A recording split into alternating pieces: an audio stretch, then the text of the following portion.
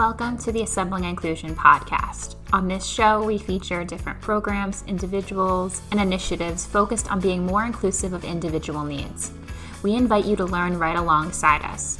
If you want some additional resources or access to our courses, please visit our website or follow us on social media. But for right now, let's get right to the episode.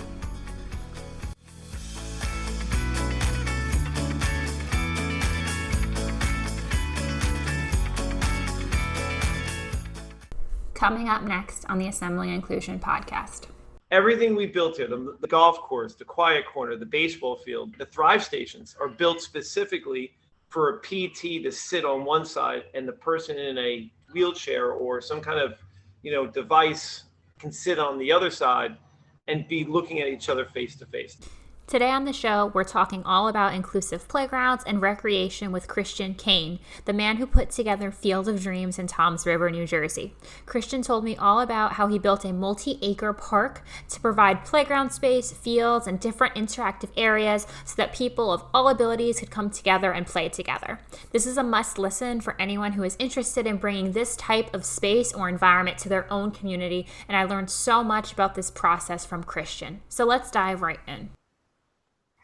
Welcome back to the Assembling Inclusion podcast. I'm here today with Christian Kane, who helped bring the Field of Dreams Park in Toms River, New Jersey to life. So Christian, thank you so much for joining us today. Thank you, Katie. I really appreciate it. Can you tell us about, before we get into the logistics of the park and how it was developed and how it's going since it's opened, what was the inspiration for creating Field of Dreams? The inspiration really started on July 12th.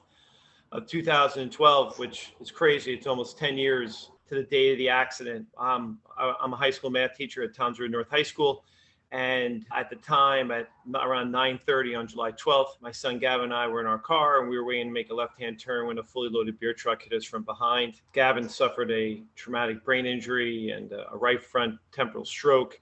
And he went from, your typical 19-month-old to a point where most doctors had told us that, you should find him a home. He won't, really amass to anything. The nature of the injury was so severe. So to be thrown into this world of special needs, which, my wife Mary and I never knew about. We have 6 children and you get thrown into it immediately. It's kind of a shocking thing.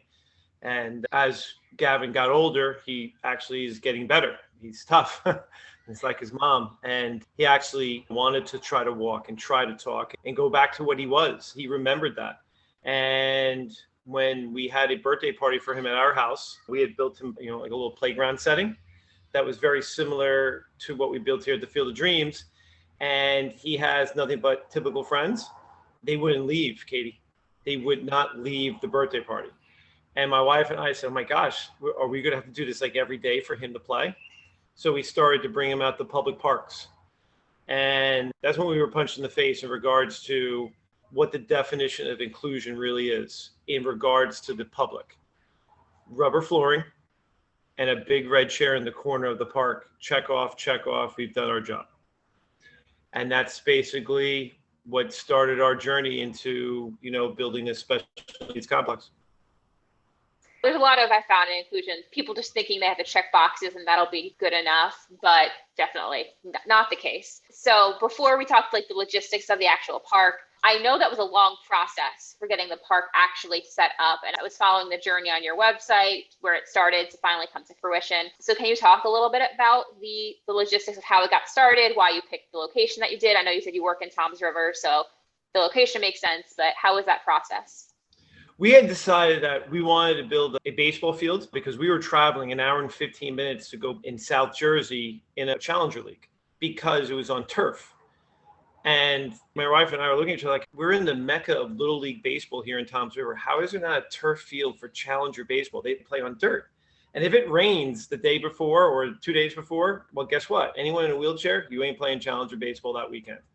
And that's where the idea started to come from. But we also knew we needed a playground and like a bathroom area. It was supposed to be, $250,000, $300,000.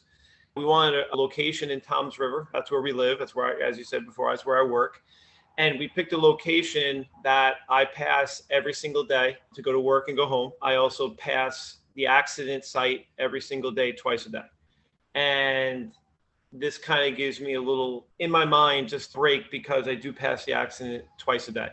And it's nice to know that I do pass this complex twice a day. And it gives me a feeling that, as tragic as this accident was, it's helping, I'm going to be honest with you, thousands of people in the Monmouth, Ocean, and Burlington County areas. We asked for property with the mayor in March of 2017. And without even hesitancy, the township and the mayor, Tom Keller, gave us the property. We started our journey to raise $250,000. But along our journey, when I started to do talks, I started to do podcasts like this and other interviews, and I started to meet people, I realized that I wasn't just talking to people who were 6 years old like my son Gavin was. I was talking to people in their 50s, 60s, and 70s, military men who suffered traumatic brain injury, grandparents who suffered strokes, people who have autism in their 30s and 40s and 50s. And I was like, we got a problem here, because what we are building isn't enough for those people. And it had to be a complex that was going to be for everybody, regardless of your age and regardless of your ability. So it went from $250,000 to $3.5 million. But it had to be, because you had to build it once, because you knew you can't keep adding on. Besides the three things I had talked about, we included, bocce in the basketball court, a walking path, a pavilion, community gardens, an autistic quiet corner, a 9-hole miniature golf course, thrive stations, a dog service area. We really expanded it because we were listening to our special needs community and what they really were needing. And, we took on that responsibility. It's really great to see how it kind of expanded to include people of all different ages and abilities. And you had mentioned that the park, I think, covers a couple acres, right? 3.5 acres of property. So it's big, but it had to be big, once again, because we lived the life of someone in a wheelchair and how confining most public parks are. So we built it double wide. Everything is double the length of what was required, so that you move around with ease. But also at the same point, when you have 150, 200 people here on a daily basis, you wouldn't even know it, Katie, because it's just so spread out and so wide open for everyone to maneuver and play and have fun. You talked about some of the different sections, and there's a lot of different sections of the park, which is really awesome. But what are some of the accessibility elements of it? You had spoken to a little bit, but are there anything specific within each section that make it more accessible for different abilities and different people? We built it thinking that if you were in a wheelchair, which would be the worst case scenario, or if you were an amputee and you were limited in regards to your movement and your ability, well, how are we going to build it so that you wouldn't have to be worried, and that a person, like a high school student who's a volunteer, would be able to move you around and not have to be taught how to deal with a person in a wheelchair. They would just be easily able to just help and assist. So we built, once again, everything on the same level. The play entrance is double wide. We have a mound.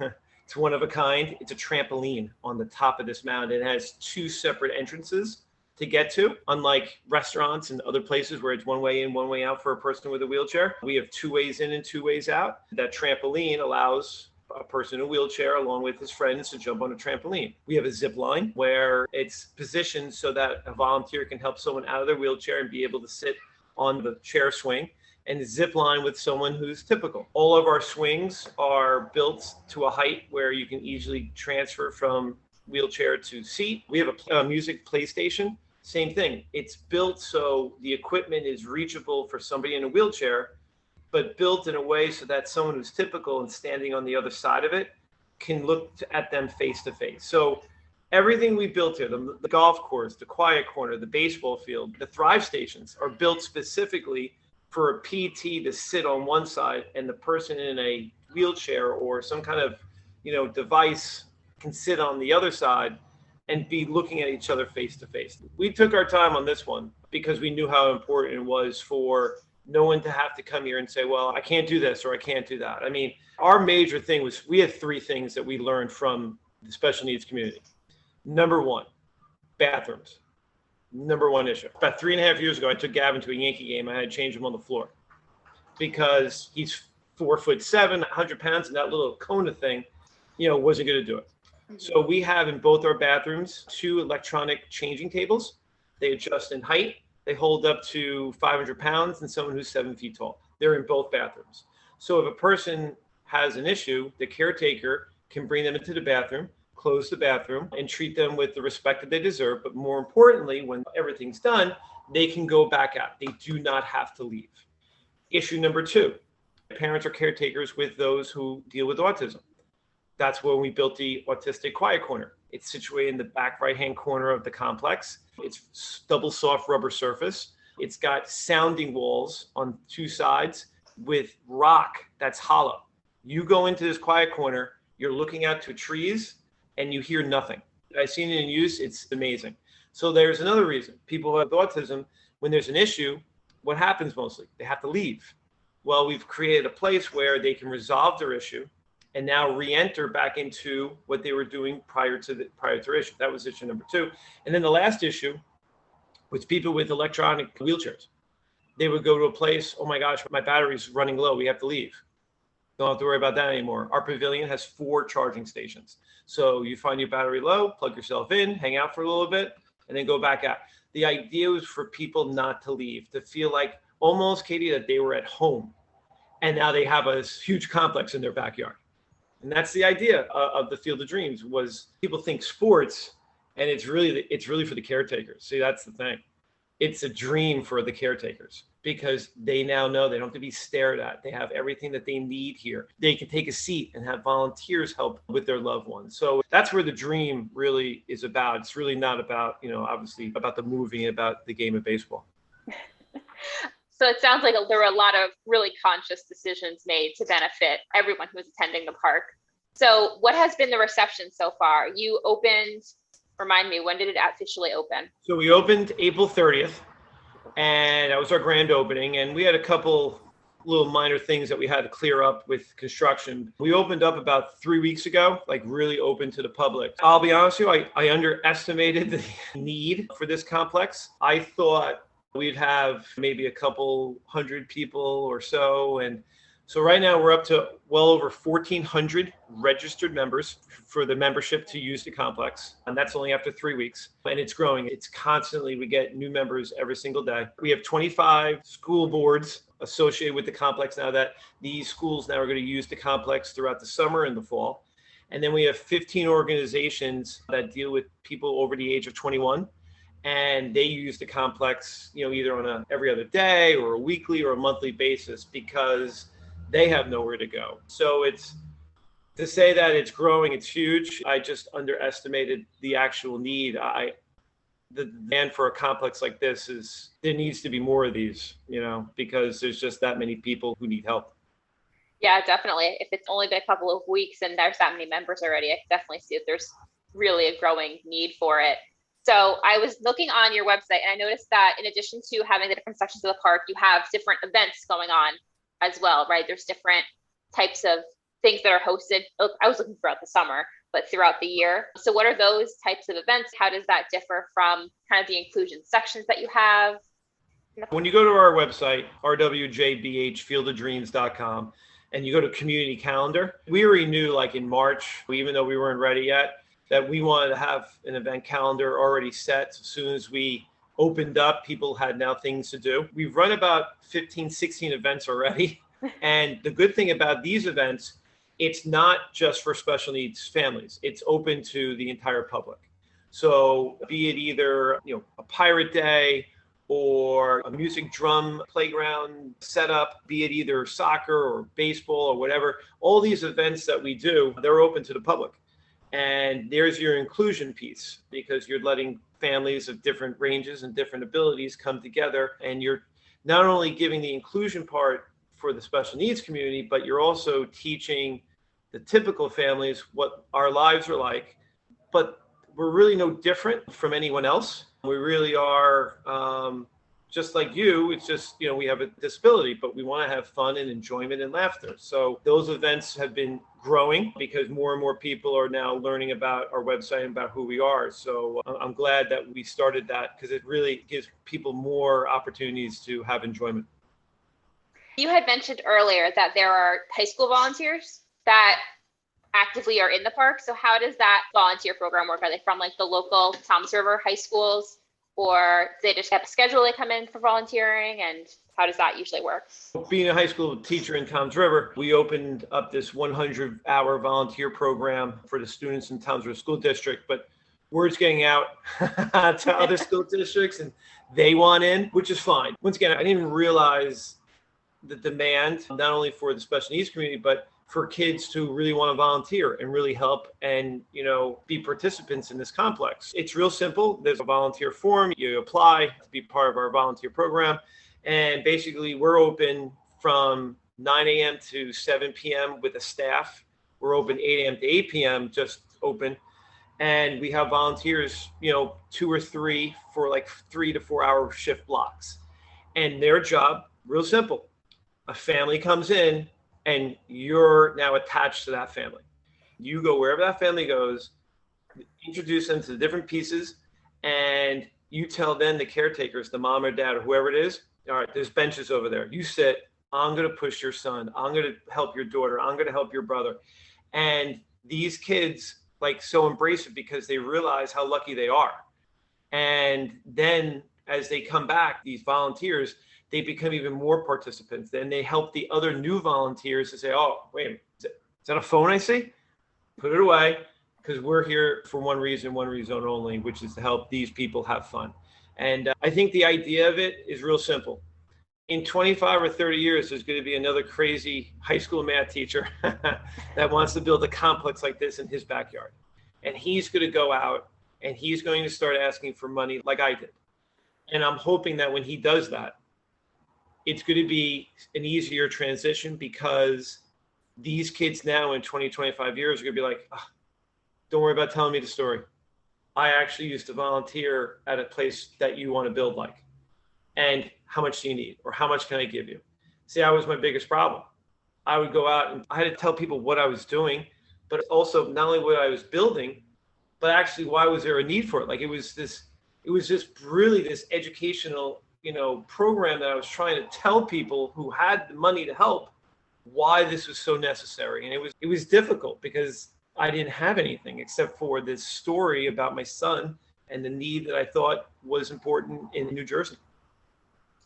And you can really see how it exemplifies now with how big the need actually is, just based off of how it's grown so quickly and how many people are attending and volunteers are there. That's really showcases the need for this type of environment. So what recommendations or advice would you give to other people who are trying to design parks to make more inclusive, just from your experiences through the design process, through the building process? What are some recommendations that you would have for them? Number one, call me or email me, because I made all the mistakes. So I checked them all off. So they need to reach out to me. Once again, our website, rwjbhfieldofdreams.com, and there's a contact. It says contact on top. That email goes always directly to me, and they need to reach out to me. Now, since the grand opening, I think I've had about 13 or 14 different individuals. And out of those 13 or 14, we have 3 right now that I've been able to talk to, contact them with the company that helped purchase these items that we have here, as well as get them in touch with the engineering firm that helped me build this. And we have 3, one in Mercer County, one in upstate New York, and one in Florida, that this isn't like, this is, no, we're in the process of let's get going here. And which is great to hear that, people can do it. Listen, if a high school math teacher can raise $3.5 million and build this thing in 5 years during a 2-year break with a pandemic, come on, then anyone can build a complex like this. That's really great that there are so many places that have already contacted you and are building these additional spaces around the country. And I hope that more will definitely go in that direction as well. And my last question for you is just, so now that it's built and people are coming and people are joining, what is your overall goal or hope now that it's completed for Field of Dreams? Well, the overall goal is first to raise another $300,000. So the construction guys who I owe this money to won't be banging on my door. That's number one. But no, number 2 is once now that this thing is running, and it'll take a year. You know what I'm saying, Katie? I mean, some people think that we've been open for a year because of all the things that we offer and how we're structured and how we're built. But it's going to take us a year because of all the programs that we want to offer. We're trying to create an educational and a physical therapy curriculum so that when organizations and school districts come in, it's just not a free-for-all. It's no, this is how we implement the program so that you get a little physical therapy, you learn about healthy living, you also learn about how to work with other people. You also get to work on educational aspects of the items that we have at the complex. We really think that's an important part. We think having this being a learning tool for not only the special needs community, but for the typical community, I think it's where we're really headed, that school districts need to know that they can come here and it's just not a play date. You're really working on trying to improve these people's lives. So I think our goal is to make this thing a living and breathing entity. And I think we're getting close, but that's our overall goal, is to have this thing live and breathe and be an important factor in so many people's lives. Well, that's really great. And I really appreciate you telling us all about it and just how in even just such a short time, it's impacted so many people and how it's growing already. So Christian, I want to thank you so much for joining us today and telling us about your work with creating Field of Dreams and your vision and just how the park has been growing and evolving already. Thanks, Katie. I really appreciate you giving me the opportunity to tell our story and get the word out of what we are and who we are, and not make this an obscurity. Our goal is hopefully to make this the norm.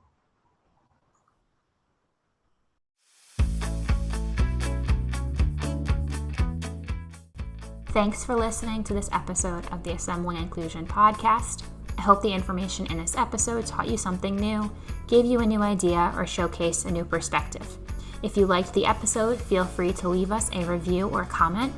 If you have a recommendation for an individual or an organization who would make a great guest, you can message us on Twitter or Instagram, or send us an email at assemblinginclusion@gmail.com. See you next time.